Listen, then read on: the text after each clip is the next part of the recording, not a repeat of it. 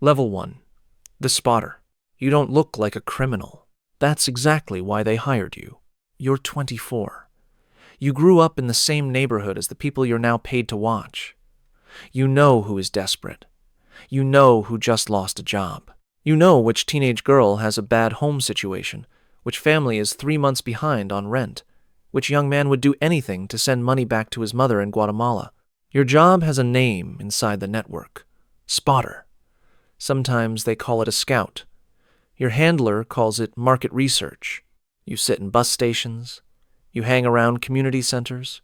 You scroll through social media looking for posts that signal vulnerability, someone who just moved to a new city and knows no one, someone asking for work in the comments of a local Facebook group, someone whose profile shows they're young and isolated and hopeful.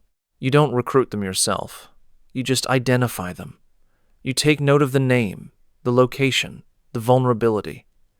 You pass it up the chain. For every person you identify who eventually enters the network, you get paid $200. You tell yourself you're just passing information. You're not hurting anyone. You're just a pair of eyes. But you are the first link in a chain, and chains don't exist without their first link. Level 2. The recruiter. You make promises for a living. The target has already been identified by a spotter. Now it's your turn.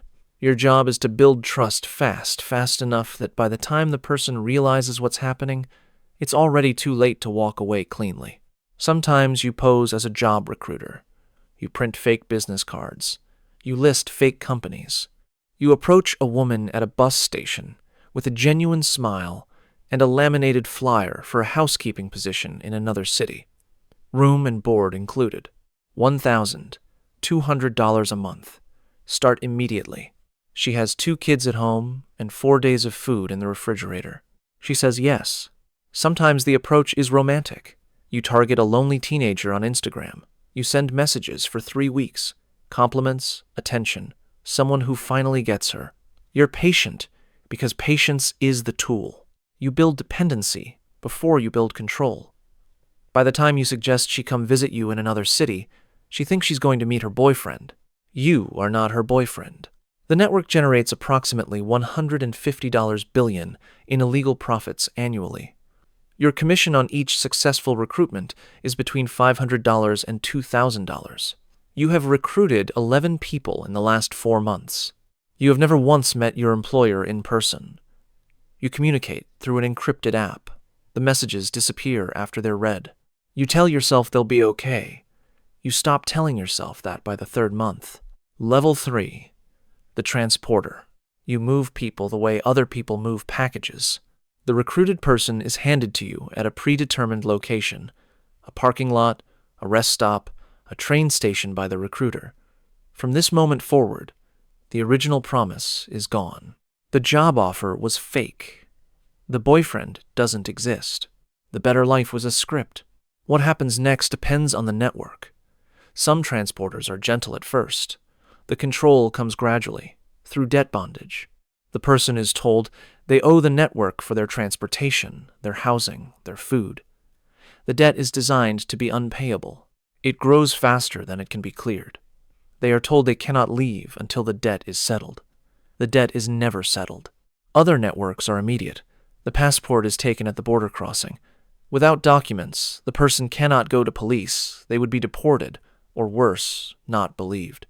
The trafficker has already calculated this. Fear of law enforcement is part of the business model. You drive. You coordinate with border contacts. You know which checkpoints have officers on payroll and which ones are risk. You move people across 3 countries in 1 week. You have never been arrested. You stay clean because you are never with the person long enough to be connected to what happens next. You drop them at an address. You send a confirmation text. You receive $1,500 per successful delivery. You drive home. You watch television. You go to sleep. Level 4. The controller. The person has arrived. Now comes the work of breaking them. Not physically, not always. Physical violence is used when necessary, but experienced controllers know that psychological control is more efficient and more durable. You take the person's documents. You explain, calmly, how much they owe the network. You introduce them to others who are already trapped people, who have been there longer, who have accepted the situation, who will tell the new arrival that resistance makes things worse. You monitor phones. You restrict movement.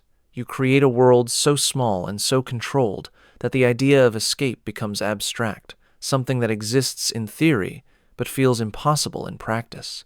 You also manage the relationship between the victim and the client. You handle scheduling. You handle complaints. You handle the business logistics of exploitation with the same administrative precision as any operations manager. You have spreadsheets. You have routines. You have rules that you enforce. Some controllers are themselves former victims. That is not an accident. The network promotes the people most likely to comply and most useful to control others. Shared experience creates a specific kind of authority that outside enforcers can't replicate. You tell yourself you have no choice. You've been told this so many times you've started to believe it. Level 5. The businessman. You never touch the victims. That is the first thing to understand about your role. You are the client layer, but not a client. You are the infrastructure. You own the restaurant, where forced labor is used in the kitchen. You own the nail salon chain, where workers sleep in the back room and send all their earnings to a handler they're too afraid to name. You own the massage parlor. You own the apartment building where the units are rented by the hour to a network you've chosen not to ask questions about. You are a legitimate businessman. Your taxes are filed. Your businesses have reviews on Google. Some of the reviews are genuine, from customers who have no idea what happens behind the staff door. The trafficking network pays you a flat fee for operational space. You don't ask how the workers were acquired. You don't ask why they never seem to leave. You don't ask why none of them can tell you their home address. You ask nothing because asking creates knowledge. Knowledge creates liability.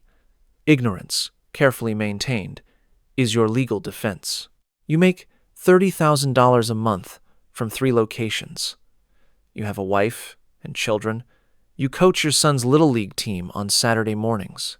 The woman working in your nail salon has not spoken to her family in 8 months. Level 6. The regional operator.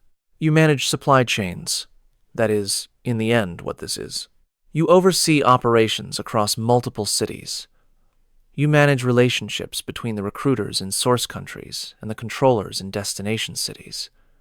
You manage the businessmen who provide the operational fronts. You manage the money, the cash that moves through shell companies, through crypto wallets, through remittance services that ask few questions. Your operation moves dozens of people per month. The financial flows you manage reach into millions of dollars annually. You have never been charged with trafficking. You have been investigated twice for money laundering.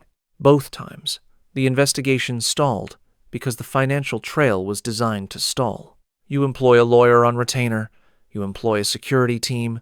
You employ people to monitor law enforcement activity in the cities where you operate. You also manage corruption. You know which local officials are underpaid and ambitious. You know what they want, not always money.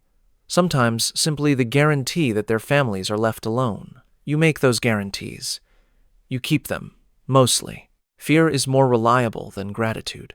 You live in a house that suggests modest success. Nothing flashy, nothing that invites questions. The accountant who manages your visible finances has no idea about the other accounts. You haven't used your real name in 6 years. Level 7. The architect. You don't run one operation. You run the ecosystem. Your network includes 3 active marketplaces, 2 cyber threat groups operating on a franchise model they use.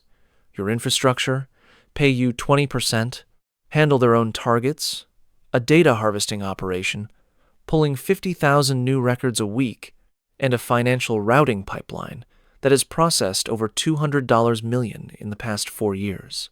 You employ, indirectly, over 200 people. They don't know they work for you. They work for one piece of the network. No one person sees the whole picture. That's architecture.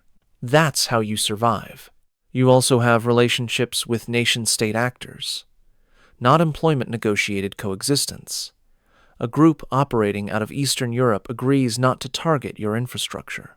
In exchange, you share data dumps that happen to include government contractor credentials. You never call it what it is. It has no name. It's just an understanding between people who understand each other. You have crossed a line that has no visible marker. You are no longer a criminal running a business. You are an institution, a piece of the Internet's infrastructure, malignant and invisible and load-bearing, in ways that governments are only beginning to map. Your daughter is 7 years old. She thinks you work in technology. She's not wrong. Level 8. The Reckoning. They don't kick the door in. That's the movies. What actually happens is quieter and slower and more total. A joint operation between the FBI, Europol, and the Dutch National Police has been running for 26 months.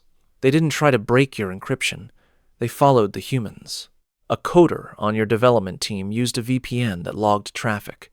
A courier made 3 transfers from the same cafe in Rotterdam. A forum moderator reused a username from 2014, thread by thread.